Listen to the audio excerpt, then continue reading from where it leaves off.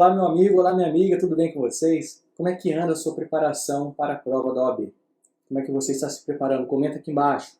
Comenta embaixo desse vídeo, como é que você está se preparando, como é que está sendo esse momento na sua vida, quais dúvidas você está tendo. Comenta aqui embaixo também sugestão de algum vídeo, sugestão de doutrina, não sei, alguma coisa que você tem, alguma dúvida, pode comentar aqui embaixo, tá certo? Nós teremos um enorme prazer em te responder e sanar todas as possíveis dúvidas que você venha a ter, tá certo, meus amigos? Nós vamos dar continuidade ao nosso estudo para a segunda fase da OAB em Direito Civil. Nós viemos aqui agora falar sobre inventário, tá certo? Então, o direito das sucessões tem grande chance de ser cobrado na sua prova da OAB, na sua segunda fase da OAB. Então, alguns pontos nós vamos abordar aqui para sanar as suas dúvidas sobre esse assunto, tá certo? Então, vamos lá.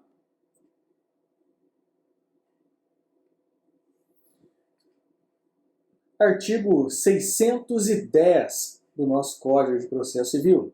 Havendo testamento ou interessado incapaz, proceder-se-á ao inventário judicial. Se todos forem capazes e concordes, o inventário e a partilha poderão ser feitos por escritura pública, a qual constituirá documento hábil para qualquer ato de registro, bem como para levantamento de importância depositada em instituições financeiras. O tabelião somente lavrará a escritura pública se todas as partes interessadas estiverem assistidas por advogado ou por defensor público cuja qualificação e assinatura constarão do ato notarial. Esse artigo 610 e seus parágrafos é muito importante para a gente. Ele é muito importante. Ele fala ali de testamento ou interessado incapaz. Ou seja, o inventário, meus amigos, será judicial se houver testamento ou interessado incapaz. Ah, mas Denis, não tem testamento e são todos maiores capazes. Aí você pode realizar testamento pela via extrajudicial, lá no cartório, é mais célere, correto? Você pode sim, tá bem? Porém, Denis, sempre terá que ser. Tem testamento, então eu tenho que fazer um inventário judicial, Denis? Poxa, mas tem testamento, todos são maiores. Mas eu queria fazer inventário extrajudicial lá no cartório porque é mais rápido. Eu preciso fazer judicial só porque tinha testamento. Aí eu digo para você que essa regra não é levada à risca. Não. Vamos saber o porquê que eu estou dizendo isso. Vamos lá para a tela. Recurso especial, civil, processo civil, sucessões, existência de testamento, inventário extrajudicial, possibilidade, desde que os interessados sejam maiores, capazes, concordes. Mas vamos para o que realmente interessa. Depois você dá uma pausa aqui, congela a tela, faça a leitura completa. Tá? Mas agora nós vamos lá, o ponto 3. Assim, de uma leitura sistemática do caput do parágrafo 1º do artigo 610 do Código de Processo Civil, combinado com os artigos 2015 e 2016 do Código Civil de 2002, mostra-se possível o inventário extrajudicial, ainda que exista testamento, se os interessados forem capazes e concordes e estiverem assistidos por advogado, desde que o testamento tenha sido previamente registrado judicialmente ou haja expressa autorização do juízo competente. Ou seja, se os herdeiros, sabe que o ascendente ali, né, o pai ou a mãe, tem um testamento, você vai lá para a ação de abertura, registro e cumprimento do testamento, depois parte para o inventário extrajudicial lá no cartório, se todos forem maiores e capazes, correto? Então não é levado à risca essa informação que eu trouxe para vocês. Tá certo, meus amigos? Isso a título de conhecimento, tá bem? Meus amigos, agora nós precisamos abordar alguns pontos importantíssimos para o nosso estudo sobre inventário. Então vamos para a tela. O local de abertura da sucessão e também onde deve ser realizado o inventário é o local do último domicílio do falecido. Porém, há casos em que o falecido não possuía domicílio certo. Assim, deverá ser analisadas as causas que irão ocorrer, o que prevê os incisos do artigo 48 do Código de Processo Civil. Então vamos ver o que a nossa legislação fala para a gente. Lá no Código Civil, 1785, a sucessão abre-se no lugar do último domicílio do falecido. E o nosso Código de Processo Civil, no artigo 48, parágrafo único, fala: se o autor da herança não possui domicílio certo, é competente o foro de situação dos bens imóveis, havendo bens imóveis em foros diferentes qualquer destes, não havendo bens imóveis, o foro do local de qualquer dos bens do espólio. Ou seja, você primeiro vai para a regra do último domicílio do falecido. Ele faleceu, né, lá na cidade de Lorena, aqui no interior de São Paulo. O lugar competente ali, tá certo? Onde vai ser a abertura ali, onde você vai promover o inventário, é a cidade de Lorena, tá certo? Porque era o último domicílio do falecido. Mas ele não tinha domicílio certo, não. Ele tinha várias casas em vários estados. Como é que faz, né? Então, havendo vários imóveis, né, em foros diferentes, qualquer destes. Então, qualquer destes. Tinha uma casa no Rio de Janeiro, tinha em São Paulo, qualquer lugar. Rio de Janeiro ou São Paulo, tá certo? Pode ser em Minas? Não. Rio de Janeiro ou São Paulo, porque você vai lá para a regrinha dos bens imóveis em foros diferentes. E agora, não há bens imóveis, né? Vai ser então foro do local de qualquer dos bens do espólio. Então tem um carro, né? Ele tinha um carro, o carro dele está registrado onde? Qual Detran? Lá no sul. Então você pode abrir o inventário lá no sul, tá certo? Então é importante a gente ter essa regrinha, tá bem? É importante também fazer uma diferença, e fica muito claro isso. Uma coisa é a abertura da sucessão, outra coisa é a abertura do inventário. Não, Denis, não é. É tudo igual. Não, não é igual. Sucessão é o momento do falecimento, tá? Decúbios ali, virou poeira, né? Morreu. Naquele momento abriu a sucessão. Mesmo que só depois de 10 anos que os herdeiros venham abrir o inventário. Tá certo? Eles abriram o inventário. A sucessão ocorreu lá atrás, há 10 anos atrás. Tá certo?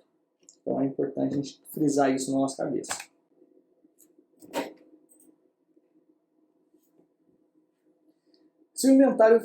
Se for inventário no cartório, pode ser em qualquer cartório, exatamente, gente.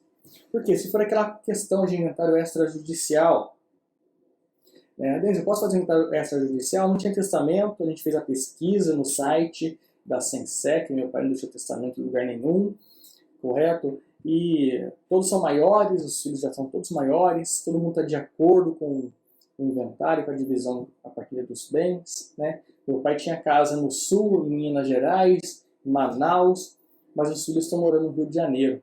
Pode ser no Rio de Janeiro, você pode ir no cartório, tá? Pode ser qualquer cartório, você pode ir lá e fazer o seu inventário extrajudicial, tá certo? Se for judicial, tem que seguir aquelas regrinhas que a gente comentou. Mas se for extrajudicial, você pode fazer em qualquer cartório, tá bem?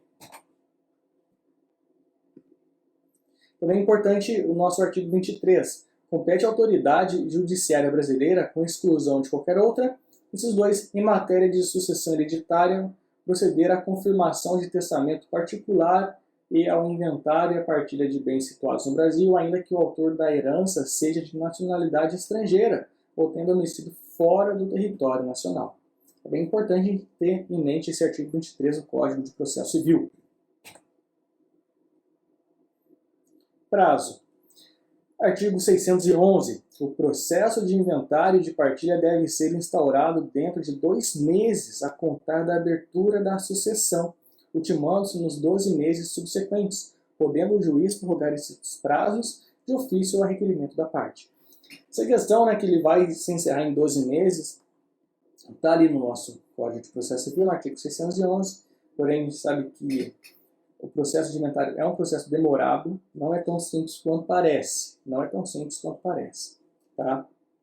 Mas ele fala ali que deve ser instaurado dentro de 2 meses, a contar da abertura da sucessão. Ou seja, teve o falecimento, 2 meses para ingressar com a abertura do inventário. Tá? 2 meses após o falecimento. Mas e se não entrar? Se não entrar, você pagará uma multa. Tá certo? Você pagará uma multa percentual ali com relação ao ITCMD. Você pagará uma multa. Denis, mas tem estado que não cobra multa. Tem estado que não cobra multa. Aí tem estado que cobra. Tá certo? Tem estado que cobra. Em São Paulo existe multa se você extrapolar esse prazo de 2 meses. Tá bem? É importante saber também. Um outro aspecto com relação a inventário, né, direito das sucessões, é com relação aos herdeiros necessários. Quem que a lei considera, Denis, herdeiros necessários? Eu estudei isso na faculdade, agora eu não estou lembrando mais. Poxa, não foi, sucessões não é minha praia, Denis, é muito difícil, não é não. A gente está aqui para explicar, para esclarecer, para te ajudar, para te orientar. Então vem comigo, vem comigo. O que é importante saber sobre os herdeiros necessários? Que os herdeiros necessários são os descendentes, os ascendentes e o cônjuge. Tá certo? Descendentes. Quem são os descendentes, Denis? Eu confundo, meu Deus. Relaxa. Descendentes são os filhos, os netos, os bisnetos. Os ascendentes é o seu pai, o seu avô, o seu bisavô, seu cônjuge, pessoa que você é casado. Tá certo? Então, pensa no patrimônio como um todo. Pensa no patrimônio como um todo. Separado a ameação da companheira, digamos que, né, o marido faleceu, tira a ameação dela, caso tenha ameação, tira a ameação dela, o que sobra é a herança do decujus, correto? Essa herança, metade dela pertence aos seus herdeiros necessários, os descendentes, os ascendentes e o cônjuge. Metade pertence, Denis. Por que estamos que metade pertence? Pelo seguinte, ó. Que digamos que a título de herança, o falecido tem ali 100 mil reais no banco. 100 mil reais no banco. E de 50 mil reais pertence aos herdeiros necessários. E os outros 50 mil, se ele quiser, ele pode fazer um testamento, deixando esses 50 mil para um primo, para o vizinho, para o avô, qualquer pessoa. Ele pode, em testamento, deixar 50% do seu patrimônio a título de herança, correto? Ele pode fazer isso, tá certo? Mas ele pode deixar tudo, tudo não pode. Por que não pode? É dele? Porque metade pertence aos seus herdeiros necessários, tá bem?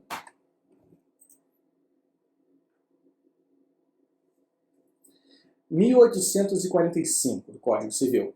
São herdeiros necessários os descendentes, o ascendente e o cônjuge.